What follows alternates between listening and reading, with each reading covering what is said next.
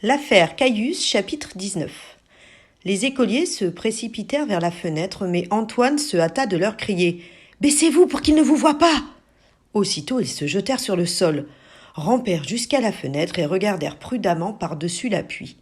Xantippe, lui aussi, avait sauté sur ses pieds et s'approchait en rasant le mur. De l'autre côté de la rue, un petit homme replet marchait à pas rapides dans la direction du forum. Il portait un grand manteau dont le capuchon était rabattu sur sa tête, et il se courbait parfois en deux pour lutter contre le vent et la pluie. « Comment peux-tu savoir que c'est Tellus » demanda Mucius d'une voix étouffée. « Je l'ai reconnu, » répondit Antoine. « Pendant un instant, le vent avait rabattu son capuchon, et j'ai vu son crâne chauve avec la cicatrice. C'est lui, sans aucun doute. Il a regardé par ici, mais il ne m'a pas vu. »« Il va probablement chez Lucos, » murmura Xantippe. Mais Tellus passa devant la porte de Lucos et ne s'arrêta que 3 maisons plus loin, sur le seuil d'une boulangerie. Il se retourna pour jeter un coup d'œil à l'école Xanthos, puis il disparut dans la boutique. « Tellus va acheter son pain » s'écria Flavien. Xantippe revint sur son lit, s'assit dessus et se frotta la jambe en gémissant. Puis il fit signe aux élèves de s'approcher et leur dit « Un millionnaire ne va pas acheter lui-même son pain. Il ne sort d'ailleurs presque jamais sans être accompagné d'esclaves ou de clients. Tout cela est très suspect. Tellus a peut-être constaté la disparition de son manteau et il a un rendez-vous en cachette avec quelqu'un. »« Avec le loup rouge » suggéra Antoine. Xantippe haussa les épaules. « Que ce soit avec lui ou avec un autre, dit-il, c'est ce qu'il nous faut savoir. »« Veux-tu que j'aille jeter un coup d'œil » proposa Mucius. « Non, dit Xantippe. Il serait trop dangereux d'y aller seul. Un criminel aux abois ne recule pas devant un nouveau crime. Allez-y tous ensemble. Vous êtes 6. Il ne peut rien vous arriver de fâcheux. Mais ne vous quittez pas d'une semelle et tâchez d'ouvrir les yeux. En cas de danger, filez au plus vite. Pas d'héroïsme inutile. » Enthousiasmés, Mucius, Antoine, Caius et Jules se précipitèrent dehors. Publius les suivit avec un petit sourire railleur. Il ne se faisait pas d'illusions sur le succès de leur entreprise. Flavien, lui, formait l'arrière-garde, comme d'habitude. Une fois dehors, les jeunes garçons se mirent à courir sous la pluie qui faisait rage et s'engouffrèrent dans la boulangerie. « Hé là !» s'écria le boulanger tout surpris. « Qu'est-ce que c'est que cette invasion ? L'école est finie ?» Il connaissait bien les gamins qui, à chaque récréation, venaient lui acheter des petits pains et des biscuits. Sans même se donner la peine de lui répondre, les écoliers entreprirent de fouiller la boutique. Mais ce fut en vain. Tellus avait disparu. Le boulanger les regardait avec ahurissement. Enfin, Mucius revint vers lui. « Où est donc passé ce petit homme qui portait un manteau à capuchon » demanda-t-il. « Ah, c'est donc lui que vous cherchez » répliqua l'homme en riant. « Il vient de sortir par là. » Et il montra, d'un geste, une petite porte au fond de la boutique. « Par là ? Mais où allait-il » ? « Bah, ma foi, je n'en sais rien, dit le boulanger. C'est un drôle de numéro. 3 ou 4 fois par semaine, il passe par là. Il entre par la porte de devant et sort par derrière. C'est tout ce que je sais. »« Tu mens » lança Mucius. « Je veux bien être pendu si je mens, » protesta l'homme. « D'ailleurs, ça ne me regarde pas. Il me paie 100 sesterces par mois pour que je lui permette de passer. Une seule fois, je me suis risqué à lui demander « Hé l'ami, où cours-tu comme ça ?» Mais il a tiré un glaive du dessous de son manteau et m'a répliqué avec un mauvais regard « Si tu tiens à ta vie, ne pose pas trop de questions. » Vous comprendrez que, dans ces conditions, je me contente d'encaisser mes 100 sesterces sans m'occuper de rien. « Et quand revient-il » demande Jules. « Il n'est encore jamais revenu par là. » Mucius s'approcha lentement de la petite porte. « Qu'y a-t-il de l'autre côté » demanda-t-il. « Rien du tout » répondit le boulanger. « Ma boutique finit là. »« Il faut bien qu'il y ait quelque chose » reprit Mucius, en entr'ouvrant prudemment la porte. « Ne passe pas la tête dehors » cria l'homme. « Il serait capable de te la trancher d'un coup de glaive. » Mais Mucius ne l'écouta pas. Il ouvrit largement la porte, se pencha et regarda à droite et à gauche.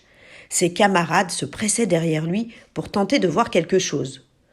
Dans le crépuscule, il apercevait une cour déserte et, à une dizaine de pas devant eux, un grand mur.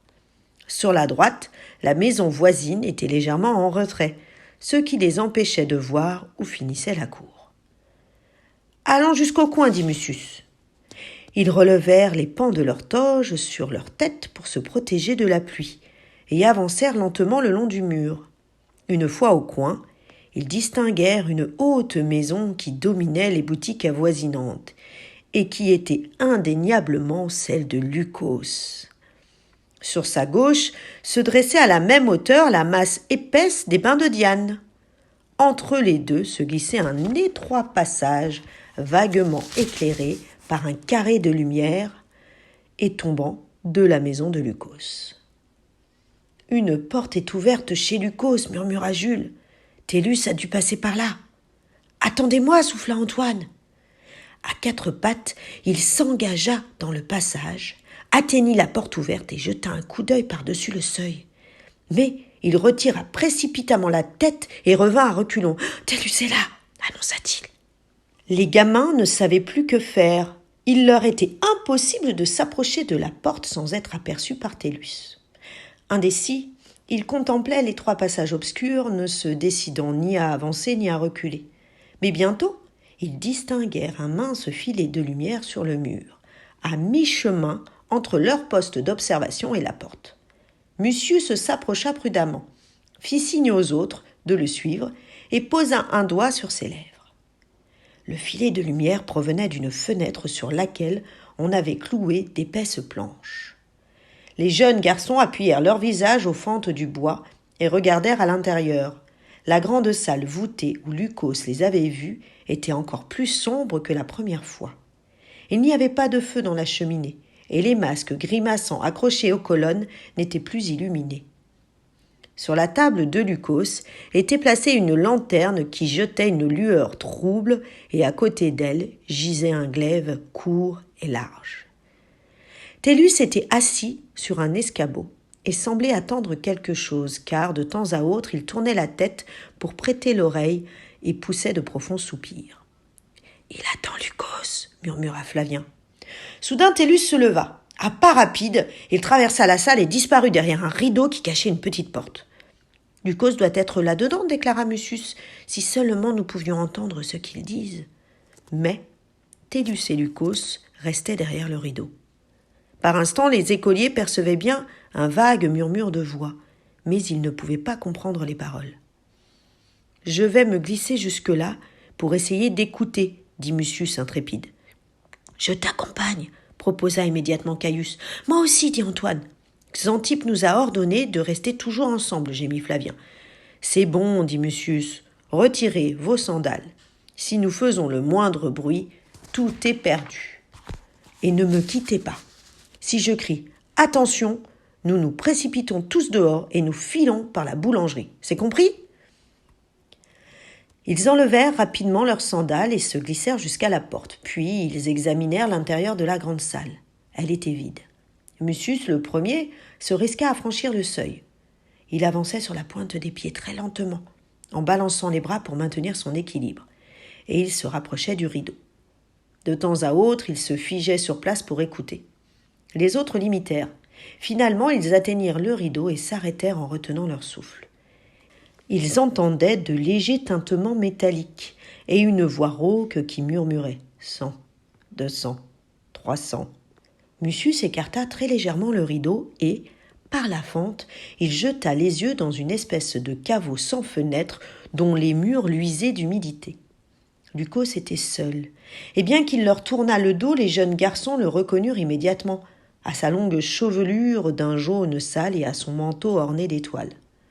Le voyant était en train de compter un monceau de pièces d'or et de les enfuir dans son sac. Absorbé par son travail, il murmurait « 400, 500, 600 ». Mais soudain, il s'interrompit et se tourna. Cette fois, son visage n'était plus fardé en blanc et noir, mais était recouverte d'une sorte de masque de terre cuite, semblable à ceux que portaient les acteurs sur la scène. Il observa le rideau pendant un instant, puis, brusquement, il se redressa. « Attention, filons » siffla Mucius. Flavien fut le premier à partir comme une flèche, mais il trébucha sur une corde tendue au ras du sol et s'étala de tout son long, tandis qu'au même instant, la porte se refermait en claquant. Les autres se ruèrent sur la porte et tentèrent de l'ébranler, mais ce fut en vain. « Ne vous donnez pas tant de mal, lança une voix rauque. Vous n'arriverez pas à l'ouvrir. Lycos avait écarté le rideau et les observait. Par les fentes du masque, on pouvait voir ses yeux qui luisaient d'un éclat méchant. Il avança lentement, de sa démarche lourde et hésitante, et, involontairement, les jeunes garçons se serrèrent les uns contre les autres. Flavien, lui, restait étendu sur le sol, totalement immobile. Il devait être paralysé de terreur, ou bien il faisait le mort. Lycos se pencha sur lui et l'attrapa par les cheveux. « Au secours !» hurla Flavien d'une voix suraiguë. Et, se redressant d'un bond, il se réfugia auprès de ses camarades. Lycos eut un rire bref, puis il s'assit sur un escabeau, croisa les bras et dit d'une voix lourde de menaces. « Je savais que vous viendriez. Vous êtes tombés dans le piège, mes petits amis, et cette fois, vous ne m'échapperez pas. »« Si tu nous fais quelque chose, je le dirai à mon père, gronda Caius. »« Tu n'auras pas l'occasion de le lui raconter, répliqua Lycos. » Caius se tut, glacé d'effroi, et les autres observèrent un silence craintif. Mais au bout d'un moment, Mucius s'éclaircit la gorge et dit d'une voix blanche. « Nous ne voulons rien de toi, mais comme nous avions vu Tellus entrer ici... »« Tellus n'est pas ici, répliqua rudement Lycos. »« N'est-il pas là-dedans ?» osa demander Mucius en montrant le rideau qui cachait l'entrée du caveau. « Tellus est rentré chez lui, dit Lycos. Là-bas, il y a une porte qui donne sur la ruelle. »« Mais son manteau est resté ici, fit remarquer Jules. Lycos tourna ses yeux verts sur le manteau qui gisait à côté de l'escabeau. Puis il glapit. « Je vous répète qu'il n'est plus ici. »« Eh bien, permets-nous de rentrer chez nous, s'écria Flavien d'une voix implorante. « Non, dit Lycos.